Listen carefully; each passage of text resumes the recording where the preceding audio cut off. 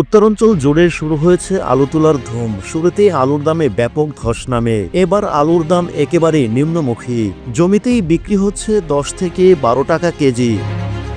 কৃষকরা বলছে গত এক দশকে আলুর দাম এতটা কম হয়নি। ফলে উৎপাদিত বিপুল পরিমাণ আলু নিয়ে চরম বিপাকে পড়ে উত্তরের আলু চাষিরা। ক্রেতা না থাকায় কৃষকরা না পারছে জমি থেকে বিক্রি করতে, আবার বুকিং না থাকায় হিমাগারও রাখতে পারছেন না তারা।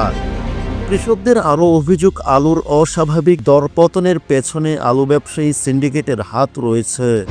হিমাগার মালিকদের সঙ্গে ব্যবসায়ী সিন্ডিকেটের যোগসাজশ রয়েছে বলে দাবি করেন তারা। অন্যদিকে ভুক্তভোগী কৃষকদের সঙ্গে কথা বলে জানা যায়, গত বছর রাজশাহী সহ উত্তরাঞ্চলে প্রতি কেজি আলুর সংরক্ষণে হিমাগার ভাড়া ছিল 4 টাকা, কিন্তু এবার এক লাফে সংরক্ষণ ভাড়া বাড়িয়ে 8 টাকা করা হয়েছে। হিমাগার মালিক ও ব্যবসায়ী সিন্ডিকেট কৌশল করে হিমাগারের অগ্রিম বুকিং সম্পন্ন করে। এবছর অধিকাংশ সাধারণ কৃষক আলু রাখার জন্য হিমাগারে বুকিং সংগ্রহ করতে পারেনি। এখন জমি থেকে আলু তুলে সাধারণ কৃষকরা না পারছে হিমাগারে দিতে, আর না পারছে বাড়িতে রাখতে। ফলে ব্যবসায়ী সিন্ডিকেট পানির দামে আলু কিনে নিচ্ছে জমি থেকেই। অসহায় কৃষকরা বাধ্য হয়ে কেজিতে 10 থেকে 12 টাকায় আলু বিক্রি করতে বাধ্য হন।